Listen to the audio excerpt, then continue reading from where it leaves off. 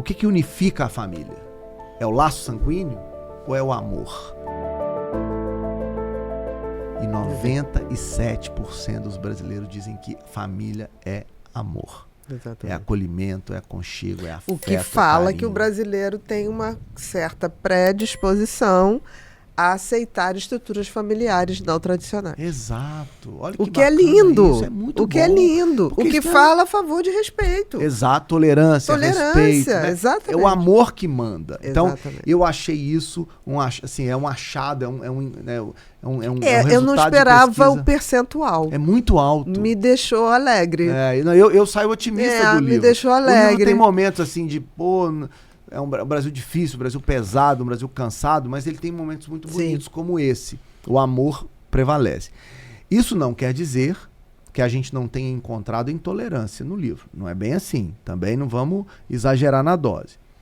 O brasileiro acha que é o amor que define a família. O brasileiro concorda que as estruturas familiares hoje podem ser não tradicionais, mas o brasileiro não é favorável à legalização do casamento entre pessoas do mesmo sexo. Aí há uma apesar polarização. de ser uma coisa aprovada em última instância. Mas não devia ser. É isso que o brasileiro Exatamente. diz. Tá? Não precisava, não carecia. É muito interessante. A gente aceita, mas não precisa assinar o papel. Isso é muito doido do Brasil. Mas é meio esquizofrênico isso, quase, né? Porque assim, se você parar pra pensar, é como se a gente dissesse que a lei é o limite daquilo da manifestação da minha aceitação. Exatamente. Eu sou obrigado a aceitar.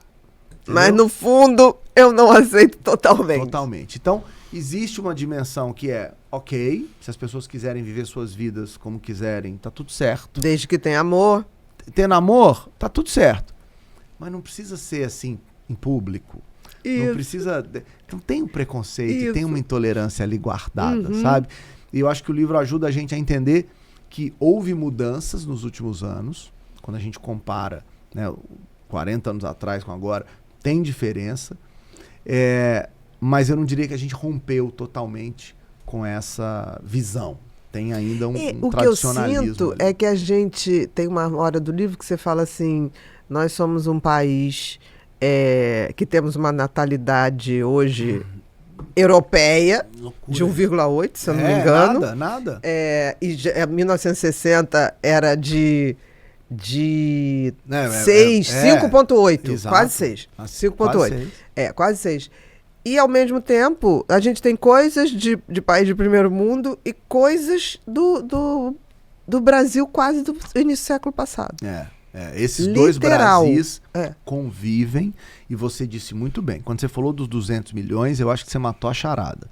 Quem tentar explicar o Brasil pela média não vai conseguir. O Brasil é, na verdade, o desvio padrão. Porque é tanta gente, são tantas diversidades, e eu faço questão de mostrar isso no livro, por isso eu precisei de 10 mil entrevistas.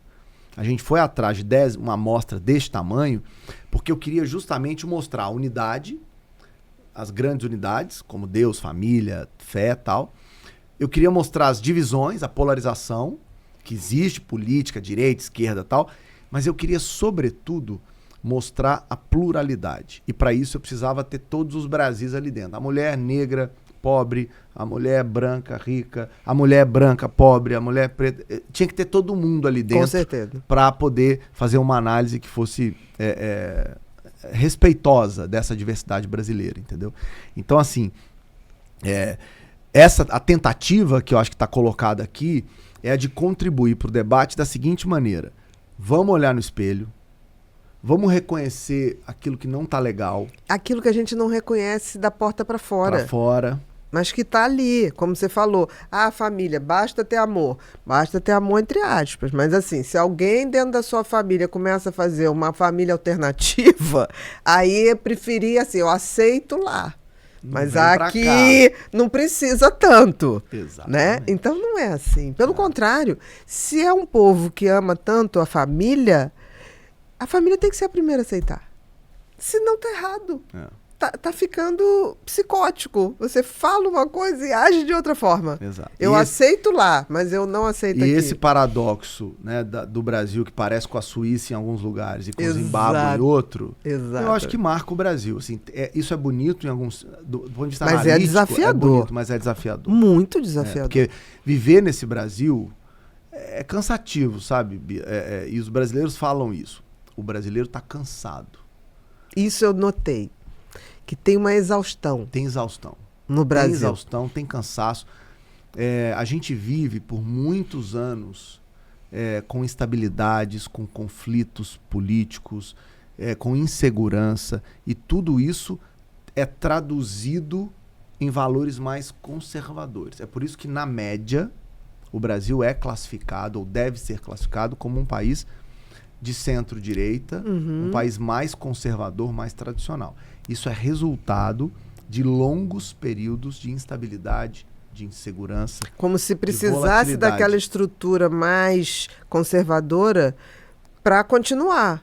Porque as coisas mudam tanto, muito, que você se segure em alguma coisa. Você tem que apegar em algo, exatamente. E aí família e Deus viraram as duas entidades que você se apega para dar conta. Pernas, né? Exato. Tipo assim, eu preciso manter em pé.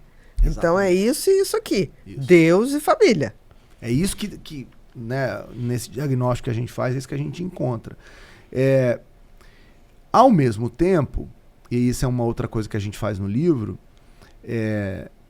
eu consigo distinguir gerações. E aí vou te confessar...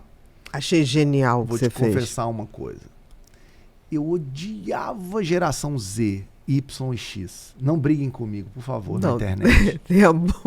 Baby Boomer. Baby Boomer, cara, o que é Baby Boomer? Isso é um negócio que não faz Aí depois é X, é Y, milênio. Eu que sou pesquisador, eu vi uma matéria, geração Z, não sei o quê. Aí eu ia sempre no celular e digitava. Geração Z é de quando mesmo? Porque eu nunca sabia. Então eu falei, eu vou propor ao Brasil uma outra forma de ver esse negócio. Isso mesmo.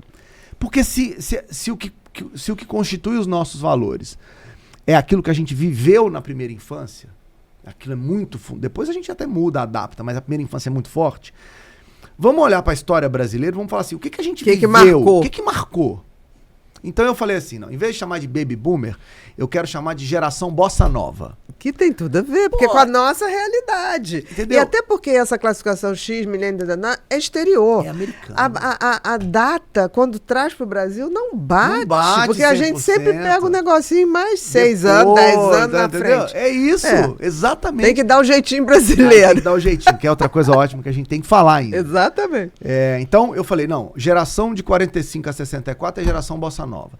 Primeira democracia, Tom Jobim, Vinícius de Moraes, o Rio de Janeiro, a cara do Brasil, aquele Brasil lindo. Não, o Rio era tudo. Nossa, você me contou que agora, né, a sua idade, confessou a sua idade. Nunca escondi. Nem reconheci. Mas você é o quê? Geração Bossa Nova? Eu sou geração... Ou você é depois? Seria Z no finalzinho, né?